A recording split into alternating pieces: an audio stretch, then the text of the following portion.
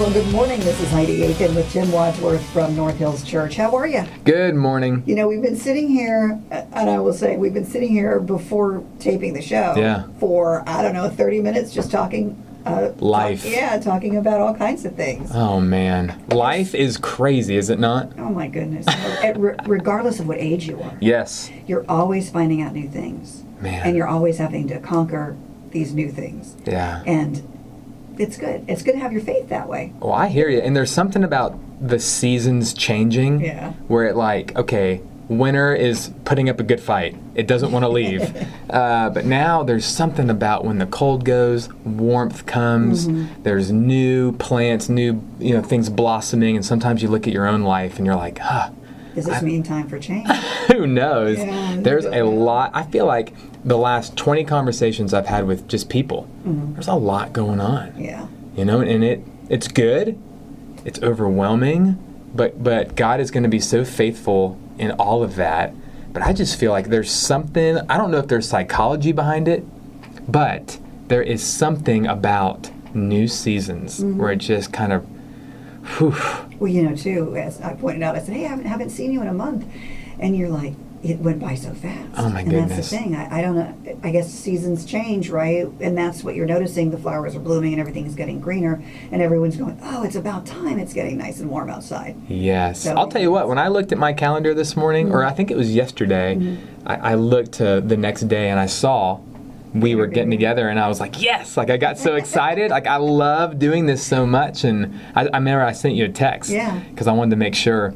And I love the time I get with you, because not only with the audience that's listening, but I hope with what we're talking about today that the listener takes one thing out of the many things we have to talk about and not get discouraged by it, but rather be encouraged and think, what's one thing I can take from this as a parent or as a mentor, whoever, and say, that's what I'm going to focus on for the rest of April. Yeah. I hope. That's one thing I enjoy about doing the show, too. Just one of many things is that I want to leave someone feeling motivated and informed, something they didn't know before. Yeah. Or hopeful. Yes. I didn't know that. That makes me feel good or better. Yeah. Not to be overwhelmed, because life is, it's like we were saying, it's so easy to get overwhelmed. Oh, my goodness. But for us to step back and say, okay, what's one thing that I can work on today or learn, hold up a mirror in front of myself and say, okay, self, how can we be better? And not do just for the sake of doing, but I think it's always good to remain a student. I think it's interesting that LeBron James, the best basketball player, he has a coach. Yeah. He still has people pouring into him. He hasn't arrived. And for us to never think we've arrived just because of a status or age or mileage, whatever, but to say, okay, I'm going to be a student of myself. I'm going to look myself in the mirror and say, hey, where can we get better or grow and mature? And I think if you wake up every day with that mindset, you can't lose. It'll be a great day. I hear you. Yeah. Because otherwise you end up, facing the day going, I'm doing my same old thing every day. And it's not like that. Yeah. And again, I think it depends on your age, where you are in your mindset, where you are emotionally. Yeah. So just don't let it bog you down. Goodness. And I tell you, I remember talking to my daughter about this. You can look at the forest. You can see all of your issues, all of your problems, all the things you got going on. Yeah. But it's still, the forest is made up of that one tree at a time. And you got to look at one thing at a time. Otherwise, you feel totally overwhelmed. Yeah, I'm with you. It's happened to me. Actually, one of the things that we're going to talk about is how important it is to even keep a calendar. Yeah. So let's just do this. Yeah. What I want to do this morning is look at 8 things that kids need to do by themselves before they become teenagers. Okay? So you generally don't think, how can I start investing, pouring into the 4-year-old, the 5-year-old, 6-year-old? What we're trying to do is not raise kids. We want to raise adults. And so if there's one big theme that I want to go with every time we get together is to think that. You generally hear that saying, we're going to raise kids. No, we're not raising kids. We're raising the future of our country. So we need to treat them like such. Now, that doesn't mean we take away their childhood. They're kids. They need to be kids. That innocence, that beauty that comes with the age is wonderful. But there's still things we need to do to instill into them before they become teenagers to help them, because teenage years are hard. Let's not make it harder. Like it right now in America, I would say in the world, there's no harder age than being in middle school. And that's for the parents too. Yes. To see what our kids are going through. Yeah. Or what do we do? How can we teach them better? How can we make them stronger? Yep. And that's where, some of your advice has been awesome. I actually look at, like, even technology. You never 10 years ago saw a 13-year-old with an iPhone. Mm-hmm. I don't even think iPhones were a thing yet, but now you see they're inundated with stuff that we, certainly you, did not have to deal with. Mm-hmm. And my brother has a 9-year-old, and he was asking for an iPhone. A 9-year-old. What the heck do you need one of those for? So parents are up against questions and needs and things going on that most parents have never really had to deal with. I jokingly say that technology is like the cigarette of our generation, meaning 40, 50 years ago when cigarettes, everyone was smoking them because there wasn't enough time to study the cause and effects of cigarettes. Now with where we are in 2018, we're like, yeah, it causes lung cancer, all sorts of issues, like you're crazy if you smoke, but they didn't really know that back in the day. Many people just did it. Yep, and I feel like it's our cigarette now is technology. I don't think we're going to understand the effects of it until those kids are now adults 20 years from now, and we're going to sit back and almost speak the same type of language, like, how did you not know cigarettes were killing you? I think the generation 30, 40 years from now will think, did you really give the 4-year-old an iPad? Right. Really? When you talk about that, folks aren't learning to talk to one another. Right. It's very easy to stare at the palm of your hand with his phone in it. Yeah. And socialize that way. Play games, get your information. There's no more interaction. Yeah. And that's where I think we're really going to find the impact down the road. Yeah. Because people aren't going to have to talk to one another. Yeah, and eye contact is definitely something that suffers. As someone who works with middle and high school students, to get them to lock eyes with you and have that confidence, and it's a lost art. And you would think that's something so simple, but it can be very intimidating. And isn't that something that we need to teach our kids? Oh yeah, absolutely. To coach them in that, and when they stare at the ground, and to gently take your hand and push up on their chin and say, son, look me in the eyes, have a firm handshake. And I'm not saying be stereotypical. I'm not saying every male needs to have a firm handshake. Well, I think there are females and males that need to be, when you're meeting somebody, you put your hand out and you shake a person's hand. And practice it just like anything. Yeah, absolutely. First impressions are big. They're big. Okay, so here's what I want to do. And we're probably not going to be able to get through all 8. But I like that, because then what I'll do is it forces you to invite me back. And that's my goal every time I come, is what can I do to force Heidi to invite me back? That's easy. You're back. And by the way, we're talking with Tim Wadsworth at timwadsworth.com is where you can also find some follow-up information to our conversations. And Tim, at North Hills Church, really, you work with the youth. I do. I work with middle and high school students. So that's 7th and 8th grade is middle school, and then 9th through 12th. And we have a makeup of all sorts of students, whether they are homeschooled, they go to a charter school, public school, private school. I mean, we are a pretty good, hosh-posh of a lot of different schools in the upstate. But those kids are all facing some of the same situations. Absolutely. Yeah, and I'll tell you what, homeschooling is becoming the norm in Greenville, South Carolina. I don't know what the deal is. Like 10 years ago, when you would say a kid was homeschooled, I felt bad for them.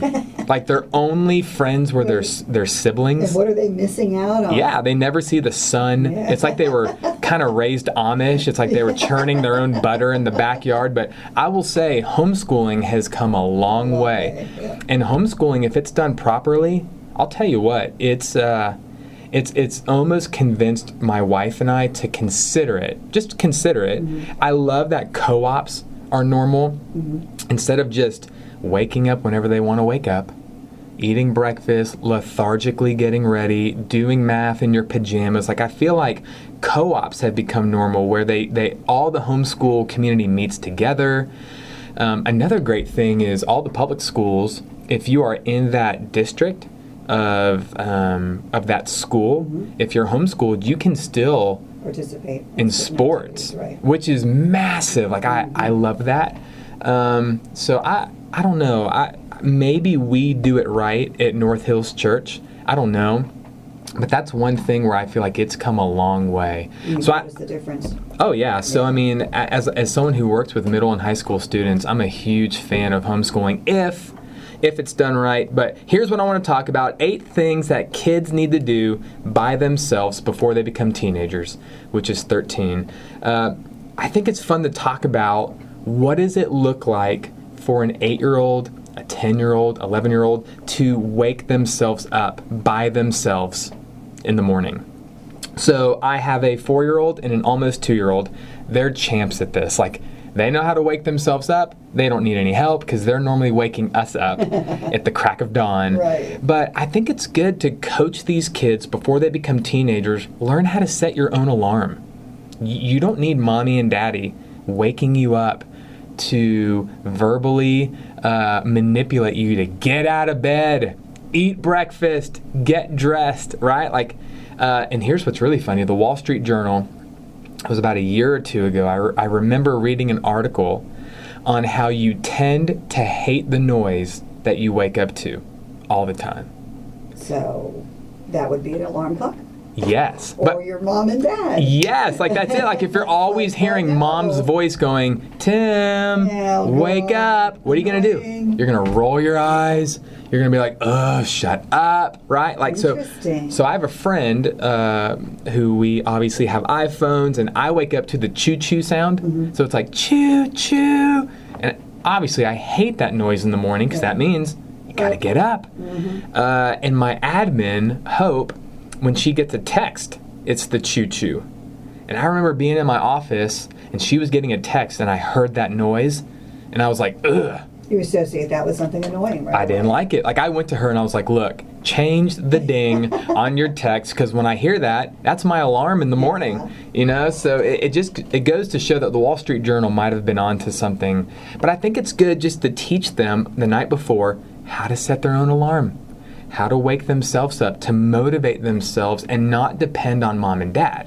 Because what happens is then they become 14, 15, 16. They're getting really close to leaving for this place called college. And a lot of people graduate from high school and they've never woken themselves up.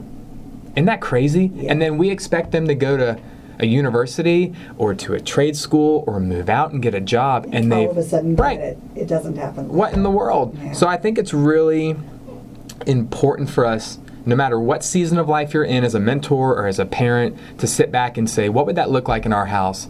If they're going to fail, let them fail at 7 years old. Let them fail at 8 years old. We don't need them failing at 16 or 17 or 18. They need to learn how to wake themselves up. And to give them pride in doing so. Set your own alarm. And if you oversleep it, well, now we have time to learn from that. Or if we keep hitting the snooze button, we can come alongside and coach them and say, hey, I noticed that you hit your snooze button 6 times, right? Like, that's an extra hour. Maybe that means that we need to go to bed sooner. Or who knows what that could mean conversationally in helping them. But I think that's something, before they become teenagers, to think, how can I help them wake themselves up in the morning? Great idea. Yeah. Number 2, making their breakfast and packing their lunch. Okay, so now they've woken themselves up. Hopefully they're showering, like they've got kind of their routine. They're becoming independent. Because remember, we're raising adults, we're not raising kids. But I think it's good. People take pride in things that they tend to make or to plan. Like maybe the night before, a fun family activity that you can do together is make the lunches. Like before they go to bed, have a train, have the bread, the turkey, the cheese, like make something that's so mundane, you can make it fun. Like that could be a family activity, and it takes the burden off of mom or dad. If you have 3 kids, okay, that's probably 20 minutes of your time in the morning when you're rushed, you're trying to get ready for work and get out the door. I've got to make 3 sandwiches and, you feel overwhelmed. Mm-hmm. How can you almost put that responsibility on them?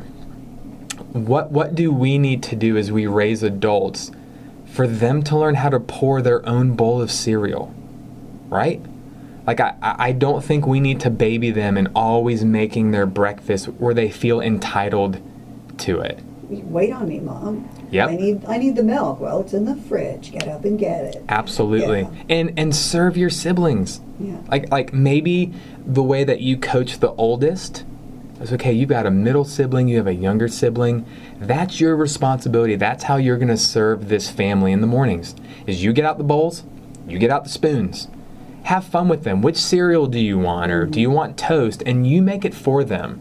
Like, Johnny, you're the oldest. And I'm not saying you put certain burdens on the oldest either. Correct. Right? But I still think we have the appropriateness of serving your siblings. Because then it's interesting that when we get to college and we meet that spouse, you're used to serving. Mm-hmm. You're going to honor your future wife. And you know what? I've always made breakfast. Like, I was raised in a house where I made breakfast. I loved serving people. And you'll see that trickle into when they become adults. Mm-hmm. Maybe you make the youngest of the family. Okay, Johnny made breakfast, and Susie, you're going to do the dishes. Mm-hmm. You're going to rinse them out. Or Susie serves and Johnny washes the dishes. That's it. You can rotate it. Like, Absolutely. Have fun with it. But I think that's so important, like, before they become teenagers, to make that normal. Wake yourself up. Yeah. Set your alarm. I'm not going to remind you to do it. You need to do it. The hardest thing for me, clothes. What am I going to wear in the morning? Perfect. And my mom was like, you lay your stuff out. Yeah. That's it. Yeah. And it's funny, I taught my daughter the same thing, so I would see her and she'd be on the bed and she'd lay out her shirt and make it like it was pointing in one direction or the other, and then she'd put her socks on her skirt and she'd lay everything out and she'd look and maybe make some changes, but it got her involved and she had some control over it. Yeah. Not let's argue about 5 shirts and which one of those you're going to wear. I know. And then you think something's clean and you see it's in your dirty hamper and you're like, oh no. Yeah. Oh, that's my favorite shirt. I can't go today without wearing it. Well, you should have thought of that yesterday. I remember being in college and my favorite sweatshirt was dirty and I had nothing else. I put the sweatshirt on inside out and went to class. Like, no shame. Wasn't embarrassed. It's like, okay, I'm going to put this sweatshirt on inside out. They do. Well, so laundry's actually coming. We're going to hit on laundry and clothes, and so that's number 2. I think it's really important to think through breakfast, to think through packing your own lunch, and then when you have that lunch at school, you have pride in it. Like, who knows the conversations you can have with your friends about the things you made, or your favorite chip that you picked out at the grocery store. And then it also makes going to the grocery store fun. Like, okay, if y'all are going to make your lunch and you're going to take ownership with this, then come with me to the grocery store. We can choose whatever it is we want to buy. Great nutrition lessons there, too. So no pun intended, but I hope that's good food for thought. There you go. So number 3, this is kind of shifting gears, but as they're in school, as they're entering into middle school, I have here delivering their forgotten items. So things that we need to stop doing for our kids consistently is when the kid calls and goes, Mom, I forgot my cleats. I have baseball practice. You need to stop everything you're doing, and now my emergency needs to become your emergency. And I grew up in a house where I heard my dad say, your poor planning does not emphasize emergency on my end. And sometimes I had to go to baseball and wear tennis shoes. Yeah. And I had to feel not the pain in a bad way, but the frustration of wearing tennis shoes to get me to wake up. So these 8 things are not just for the kids. You're teaching the parents their boundaries and their parameters too. Yeah. Because how difficult is it to say, I'm not going to run those cleats over to you, or the homework, or what else? You forgot your lunch. I don't want my child to suffer, to starve, I know, to be embarrassed. I know. But where else are they going to learn the lessons? Heidi, that's huge. And so I hope these 8 things, whether you have a mom who has a 4-year-old or a mom who has a 14-year-old, like, they can take one thing from this and say, you know what? We can sharpen as a family with that one thing. I've seen so many moms always save their kids. They never want them to ever have consequences for poor planning or something that was their fault. Because guess what? Mommy and daddy aren't going to be there to bail out little Johnny every time he makes a phone call. You know, and kids want to grow up so fast, they have to take that responsibility. And how can you take responsibility when you're not even remembering to take your own lunch? Well, you want all the benefits of being an adult, but you don't want the hardships and the consequences of also being an adult. You know, it's like you want your cake and eat it too. Yeah, well, you know, I guess that's human nature to a degree. Oh, I'm with you. But And you pay for your freedom. You do. I mean, Oh, I hear you. bills are coming, and Yeah. if you want your freedom, you got to put a roof over your own head Yeah. and take that responsibility. And Well, I'm it's hard even- for people to realize. yeah. Oh, I'm even preaching to myself. Yeah. Like, there's things I'm reading in this, like, okay, Judah is 4. Judah, let's teach him as he's becoming a man. Judah, now he wakes himself up perfectly because he's like ready to go. And we can hear those footsteps coming, and I'm like, no, Not like yet. it has begun. But, you know, even the delivering their forgotten items. So when we were dropping him off, he goes to Taylor's First Baptist. It's called Mother's Day Out. I call it just glorified daycare so mom can get a break. Yes. But we were in the car, and right when we got out, he goes, "Cookie!" And we're like, oh, and he was talking about Cookie Monster, his favorite stuffed animal. And he was like, I have to have Cookie. And we're like, Judah, buddy, we're already here. We're really sorry, but you're not going to have Cookie Monster with you today. And he was like, oh, like the dad in me wanted to be like, son, I'm going to be the hero. Right. It's only 2 minutes down the road. I'll go get Cookie. I'll bring him back. But I kind of said, you know what? He's going to have to not have Cookie Monster today, and it is what it is, and he'll live, right? Like, we call that in our family a first world problem. You know, like, you'll hear certain kids complaining, and we go, you know what? That's a first world problem. You need to get over it. Not a problem at all. Yeah, like, it's Being really hungry is not. a problem. Like, let's go spend Yeah. some time in different parts of the world, and you'll realize real quick, that's not a problem, right? Like, the sky is not falling. But now when we get ready for school, he goes, I get Cookie Monster. Right? Because he knows I don't want to forget him. I'm going to take ownership. That's not dad's responsibility to make. If I want it, I got to pack it. Yeah. And I have to be prepared. So I think delivering their forgotten items will be based off of the appropriateness of the day. I'm not saying that you never help or save your kids. But if you're doing it 2-3 times a week, maybe reevaluate that. Maybe think, hey, maybe this is happening 2-3 times a week because I'm always saving their rear ends.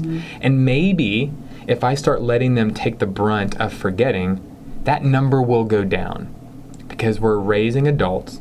We're not raising kids. How about the importance of a calendar? You had mentioned that Oh, my earlier, so goodness. I'd like to get you to that Yes, before the so- show is over. And then I do have to invite you back again. Yes, I knew it. Goal accomplished. So I think even at a young age, they need to be keeping a calendar. So I disciple 4 men from freshmen, sophomore, juniors, and seniors. So I have 16 teenagers that I am committed to. Meet with them every Thursday morning at Panera Bread on Wade Hampton Boulevard at 6:45 in the morning. And I will look at them and say, what are you doing next Tuesday at 6 p.m.? And they should know. Right. And they should have whether a tangible planner or the iCal in your iPhone, like they should know, and it's not mom or dad keeping their calendar. Now, do mom and dad have their own calendars? Yes. Is that going to impact their world?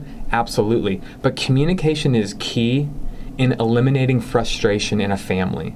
So mom and dad, you need, if you know on Monday that you have a dinner event on Thursday, you need to tell your kids that that's happening. And they need to know so that they're not double booking themselves. Right.